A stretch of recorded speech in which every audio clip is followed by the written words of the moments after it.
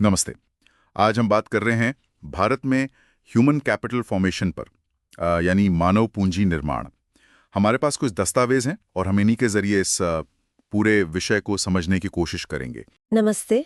हाँ, बिल्कुल। तो हमारा मकसद है मतलब इन दस्तावेजों से ये जानना कि ये जो इंसान है, हमारे लोग, हम्म, ये देश की पूंजी कैसे बनते हैं और ये भारत के विकास के लिए इतना अहम क्यों है।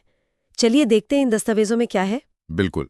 तो सबसे पहले शुरू करते हैं कि ये है क्या ह्यूमन कैपिटल। सोचिए, जैसे कोई देश है, वो अपनी जमीन को, मतलब फिजिकल रिसोर्स को फैक्ट्री में बदलता है। हाँ, फैक्ट्री, मशीनें। हाँ, तो वो हुआ फिजिकल कैपिटल। ठीक। वैसे ही देश अपने लोगों को भी, जैसे कोई छात्र है, किसान है, टीचर है, उनको डॉक्टर, इंजीनियर, इस तरह की ह्यूमन कैपिटल में बदल सकता है। अच्छा, पर इसके लिए जाहिर है निवेश लगता है, मतलब शिक्षा में, स्वास्थ्य में, ट्रेनिंग में। और एक दिलचस्प बात इसमें यह है कि अच्छी मानव पूंजी बनाने के लिए पहले से आपके पास मानव पूंजी होनी चाहिए, मतलब सक्षम, पढ़े लिखे, प्रशिक्षित लोग। हाँ, ये तो है। मतलब एक साइकिल जैसी बात हो गई। और ये फिजिकल कैपिटल से तो काफी अलग है ना, जैसे आपने कहा मशीनें, फैक्ट्रीज। हाँ बिल्कुल, बहुत बड़ा फर्क है। देखिए, मशीनें वगैरह तो दिखती हैं, टैंजिबल हैं, टैंजिबल, हाँ। और वो बाजार में बिक सकती हैं, मालिक बदल सकता है, एग्जैक्टली। मालिक से अलग हो सकती हैं। लेकिन ह्यूमन कैपिटल, हम्म वो तो अदृश्य है, इंटैंजिबल। इंसान के दिमाग में, उसकी स्किल्स में। हाँ, उसके शरीर में, उसकी सेहत में, और ये बिक नहीं सकती। ऐसा नहीं कि आप किसी का दिमाग या स्किल खरीद लें, नहीं नहीं। सिर्फ उसकी सर्विसेज, मतलब उसकी सेवाएं बिकती हैं। और सबसे बड़ी बात, वो इंसान से कभी अलग नहीं हो सकती, वो उसी के साथ रहती है। सही। और एक और फर्क आपने बताया था कि इसका फायदा सिर्फ मालिक को नहीं होता। हाँ, ये बहुत महत्वपूर्ण है।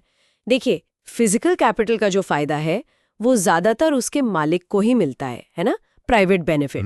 बिल्कुल। लेकिन ह्यूमन कैपिटल का फायदा वो सिर्फ उस व्यक्ति को नहीं मिलता जिसके पास वो स्किल या शिक्षा है, उसका फायदा पूरे समाज को, सोसाइटी को मिलता है। अच्छा, कैसे? कोई उदाहरण है इसका? हाँ, जैसे दस्तावेज में भी है। मान लीजिए कोई व्यक्ति पढ़ा लिखा है तो वो एक बेहतर नागरिक बनता है, लोकतंत्र में ज्यादा अच्छे से भाग ले सकता है ना। सही बात है। या फिर कोई स्वस्थ व्यक्ति है तो वो बीमारियां फैलने से भी रोकता है। तो इसका फायदा तो सबको हुआ ना। इसी को कहते हैं एक्सटर्नल बेनिफिट या सोशल बेनिफिट। समझ गया। तो ये फायदे की बात हुई, फर्क की बात हुई। अब सवाल यह है कि ये बनती कैसे है? मतलब कौन सी चीजें हैं जो ह्यूमन कैपिटल बनाती हैं? स्रोत क्या है इसके? आपने शिक्षा का जिक्र किया था। हाँ, शिक्षा तो देखिए सबसे प्रमुख स्रोत है। लोग पढ़ते इसीलिए हैं कि अच्छी नौकरी मिले, ज्यादा कमा सकें। बिल्कुल। लेकिन सिर्फ शिक्षा नहीं, स्वास्थ्य पर जो खर्च है वो भी उतना ही जरूरी है। अरे भाई, शरीर ठीक रहेगा, दिमाग ठीक रहेगा, तभी तो कुछ प्रोडक्टिव कर पाएंगे। हाँ, ये तो बेस है। बिल्कुल। इसके अलावा नौकरी करते करते जो ट्रेनिंग मिलती है, ऑन द जॉब ट्रेनिंग जिसे हाँ, कहते हैं, कंपनियां कराती हैं। हाँ, वो भी ह्यूमन कैपिटल बनाती है, क्योंकि उससे कर्मचारी की कुशलता बढ़ती है, उत्पादकता बढ़ती है। फिर एक और चीज है माइग्रेशन, मतलब लोग बेहतर मौकों के लिए, बेहतर सैलरी के लिए दूसरी जगह जाते हैं, शहर जाते हैं या विदेश भी जाते हैं। हाँ बिल्कुल। तो ये जो जाने का खर्च है और नई जगह एडजस्ट होने का जो एक तरह से साइकोलॉजिकल कॉस्ट है, वो भी एक निवेश है ह्यूमन कैपिटल में। अच्छा, ये इंटरेस्टिंग पॉइंट है। और आखिर में जानकारी, सही जानकारी हासिल करने पर जो खर्च होता है, जैसे कौन सा कोर्स करें, कहाँ इलाज कराएं, किस नौकरी में क्या स्कोप है, इस जानकारी पर किया गया खर्च भी आपको बेहतर फैसले लेने में मदद करता है। तो वो भी ह्यूमन कैपिटल फॉर्मेशन का एक स्रोत है। तो ये सब शिक्षा, स्वास्थ्य, ट्रेनिंग, माइग्रेशन, इंफॉर्मेशन, ये सब निवेश हैं। समझ गया। अच्छा, यहीं पर एक और बात आती है जो दस्तावेजों में भी जिक्र है। ह्यूमन कैपिटल और ह्यूमन डेवलपमेंट, ये सुनने में काफी एक जैसे लगते हैं, पर इनमें शायद कुछ बुनियादी फर्क है। हाँ, ये बहुत अहम फर्क है और अक्सर लोग कंफ्यूज हो जाते हैं। देखिए, जो ह्यूमन कैपिटल का नजरिया है वो शिक्षा और स्वास्थ्य को कैसे देखता है? वो देखता है लेबर प्रोडक्टिविटी बढ़ाने के एक साधन के तौर पर। मतलब एक means to an end. Exactly. मतलब आप शिक्षा और स्वास्थ्य में पैसा लगाओ ताकि लोग ज्यादा कुशल बने और देश का उत्पादन, मतलब जीडीपी बढ़े। यहाँ फोकस उत्पादन बढ़ाने पर है। ओके। जबकि जो ह्यूमन डेवलपमेंट का नजरिया है वो कहता है कि नहीं, शिक्षा और स्वास्थ्य तो अपने आप में जरूरी है। वो मानव कल्याण, ह्यूमन वेलबींग के लिए अनिवार्य है। अच्छा। क्योंकि जब लोग पढ़ लिख सकेंगे, स्वस्थ जीवन जी सकेंगे, तभी तो वो बाकी अपनी पसंद के काम कर पाएंगे, अपनी जिंदगी अपनी मर्जी से जी पाएंगे। तो ह्यूमन डेवलपमेंट के नजरिए में इंसान जो है वो अपने आप में लक्ष्य है। अच्छा। एंड्स इन देमसेल्व्स, सिर्फ उत्पादन बढ़ाने का जरिया नहीं। बिल्कुल नहीं। और इस नजरिए से हर व्यक्ति का बुनियादी शिक्षा और बेसिक हेल्थ केयर पर अधिकार है। ये कोई ऑप्शनल चीज नहीं है कि अगर पैसा हो तो करें, ये राइट है। ये बहुत महत्वपूर्ण अंतर है। ठीक है, तो अब आते हैं इस सवाल पर कि ह्यूमन कैपिटल और आर्थिक विकास मतलब इकोनॉमिक ग्रोथ, इनका आपस में क्या रिश्ता है? क्या ये माना जाता है कि अगर ह्यूमन कैपिटल ज्यादा होगी तो ग्रोथ भी ज्यादा होगी? क्या कहते हैं दस्तावेज इस पर? हाँ, आमतौर पे तो यही माना जाता है। थ्योरी यही कहती है कि जो पढ़े लिखे लोग हैं, स्वस्थ लोग हैं, उनकी कमाने की क्षमता ज्यादा होती है, तो वो राष्ट्रीय आय, नेशनल इनकम में ज्यादा योगदान देते हैं। और सिर्फ इतना ही नहीं, ह्यूमन कैपिटल से इनोवेशन की क्षमता बढ़ती है, नई टेक्नोलॉजी को अपनाने की क्षमता बढ़ती है, तो ये सब मिलकर आर्थिक विकास को गति देते हैं। लेकिन क्या इसका कोई सीधा सबूत है, मतलब कॉज एंड इफेक्ट वाला रिश्ता? देखिए, ये साबित करना थोड़ा मुश्किल होता है। मतलब आप ये तो देख सकते हैं कि कितने साल लोग स्कूल गए, पर शिक्षा की क्वालिटी क्या थी, ये मापना कठिन है। सही बात है। या स्वास्थ्य का सही स्तर क्या है, लाइफ एक्सपेक्टेंसी के अलावा और क्या मापदंड हो, ये सब चुनौतियां हैं।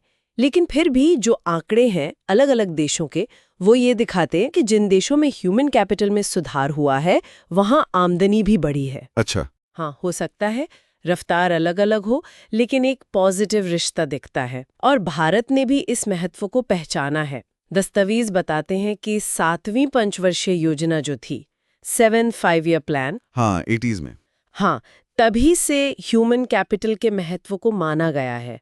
और अभी हाल की जो नेशनल एजुकेशन पॉलिसी 2020 है, वो भी तो इसी पर जोर दे रही है कि हमें एक नॉलेज इकोनॉमी बनानी है, स्किल्ड वर्कफोर्स चाहिए। बिल्कुल। तो भारत में अभी स्थिति क्या है, जमीनी हकीकत क्या है? सरकार कितना खर्च कर रही है इन चीजों पर, शिक्षा और स्वास्थ्य पर? दस्तावेजों में कुछ आंकड़े दिए गए हैं शायद? हाँ, आंकड़े हैं। देखिए, भारत में क्या है कि केंद्र सरकार, राज्य सरकारें और जो लोकल बॉडीज हैं, पंचायतें, नगरपालिकाएं, ये तीनों मिलकर शिक्षा और स्वास्थ्य पर खर्च करती हैं। अच्छा, तीनों लेवल पर? हाँ, और सरकारी खर्च जरूरी भी है, क्योंकि ये ऐसी सेवाएं हैं जिनका असर बहुत लंबे समय बाद दिखता है। और दूसरा, हो सकता है प्राइवेट सेक्टर ये सेवाएं सबको, खासकर जो गरीब तबका है, उनको सही दाम पर मुहैया न करा पाए। एक्सेस और अफोर्डेबिलिटी का इशू। बिल्कुल। और सरकार का रोल ये भी है कि वो क्वालिटी स्टैंडर्ड्स बनाए रखें और कीमतें भी रेगुलेट करे। अब जहां तक खर्च की बात है, तो आंकड़े बताते हैं कि शिक्षा पर जो कुल सरकारी खर्च है, केंद्र और राज्य मिलाकर, वो जीडीपी का लगभग 4.47% रहा है। 2020-21 तक के आंकड़े हैं ये। 4.47%, पर सिफारिश तो शायद ज्यादा की थी।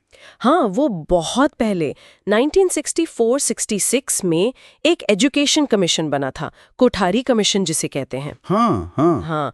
उन्होंने सिफारिश की थी कि कम से कम जीडीपी का 6% शिक्षा पर खर्च होना चाहिए। तो हम अभी भी उस लक्ष्य से तो काफी पीछे हैं। काफी पीछे हैं। हाँ, बाद में 1999 में एक तपस मजुमदार कमेटी बनी थी। उसने अनुमान लगाया था कि 6 से 14 साल के सभी बच्चों को स्कूल के दायरे में लाने के लिए कितना भारी खर्च लगेगा अगले 10 सालों में। इसी सब को देखते हुए सरकार ने फिर right of children to free and compulsory education act 2009 लागू किया। हाँ, शिक्षा का अधिकार कानून। बिल्कुल, जिससे 6 से 14 साल के बच्चों के लिए शिक्षा एक मौलिक अधिकार बन गया। और सरकार ने खर्च बढ़ाने के लिए एजुकेशन सेस भी लगाया है टैक्स के ऊपर। हाँ, वो सेस लगता है। अच्छा, ये तो हुई खर्च की बात, लेकिन नतीजे क्या रहे हैं, उपलब्धियां क्या हैं हमारी, और चुनौतियां क्या हैं, खासकर शिक्षा के क्षेत्र में? देखिए, उपलब्धियां तो हैं, ऐसा नहीं है। जो अडल्ट लिटरेसी रेट है या यूथ लिटरेसी रेट है, वो पहले से बढ़ी है। हाँ, साक्षरता दर बढ़ी है। और एक अच्छी बात ये हुई है कि पुरुषों और महिलाओं के बीच जो साक्षरता का गैप था, वो कम हुआ है। ये बहुत पॉजिटिव है। हाँ, जेंडर गैप कम होना जरूरी है। बिल्कुल, क्योंकि महिलाओं की शिक्षा न सिर्फ उनकी आर्थिक आज़ादी और सामाजिक स्थिति के लिए जरूरी है, बल्कि उसका असर पूरे परिवार के स्वास्थ्य और बच्चों की शिक्षा पर भी पड़ता है। सही बात है। लेकिन चुनौतियां बहुत गंभीर हैं। सबसे बड़ी बात तो ये कि आज भी हमारे देश में निरक्षर इलिटरेट लोगों की संख्या बहुत बहुत ज्यादा है। दस्तावेज में एक जगह लिखा है कि लगभग उतनी है जितनी आजादी के समय भारत की कुल आबादी थी। बाप रे, ये तो बहुत बड़ा आंकड़ा है। हाँ, बहुत बड़ा। दूसरी चुनौती है हायर एजुकेशन तक पहुंच।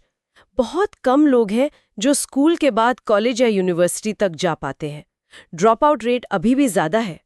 और शायद सबसे चिंताजनक बात जो दस्तावेज भी उभारते हैं वो है पढ़े लिखे युवाओं में बेरोजगारी, अनएम्प्लॉयमेंट अमंग एजुकेटेड यूथ। खासकर जो ग्रामीण इलाकों की महिलाएं हैं उनमें ये समस्या और भी ज्यादा है। तो इसका मतलब क्या हुआ कि डिग्रियां तो मिल रही हैं पर नौकरियां नहीं, या स्किल्स की कमी है? हाँ, यही लगता है कि सिर्फ डिग्री ले लेना काफी नहीं है। जरूरत इस बात की है कि जो हायर एजुकेशन दी जा रही है उसकी क्वालिटी सुधरे और वो ऐसे स्किल्स दे जो रोजगार के लायक हों, एम्प्लॉयबल स्किल्स।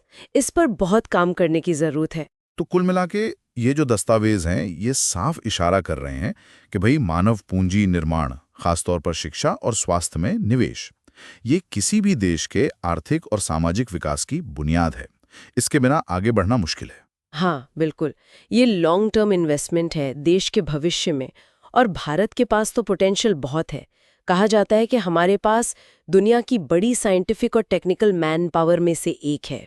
हाँ, संख्या है। अब जरूरत इस बात की है कि इसकी गुणवत्ता, इसकी क्वालिटी को और बेहतर बनाया जाए और साथ ही देश में ही ऐसे हालात, ऐसा माहौल तैयार किया जाए कि इस ह्यूमन कैपिटल का सही इस्तेमाल हो सके, ब्रेन ड्रेन ना हो। सही अवसर यही मिलने चाहिए।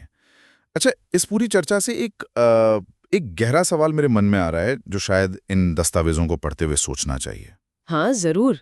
क्या सवाल है? कि जब हम ये ह्यूमन कैपिटल में निवेश की बात करते हैं, नीतियां बनाते हैं, तो क्या हमारा ध्यान सिर्फ आर्थिक विकास के आंकड़ों पर रहता है? मतलब जीडीपी ग्रोथ रेट बढ़ जाए, या फिर हम मानव विकास, ह्यूमन डेवलपमेंट और सामाजिक बराबरी, इक्विटी जैसे मूल्यों को भी उतनी अहमियत है?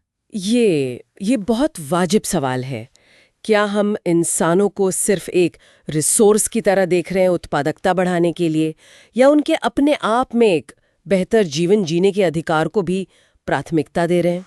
हाँ, वही। इस संतुलन को साधना, ये शायद सबसे बड़ी चुनौती है और इसी पर आगे सोचने की जरूरत है।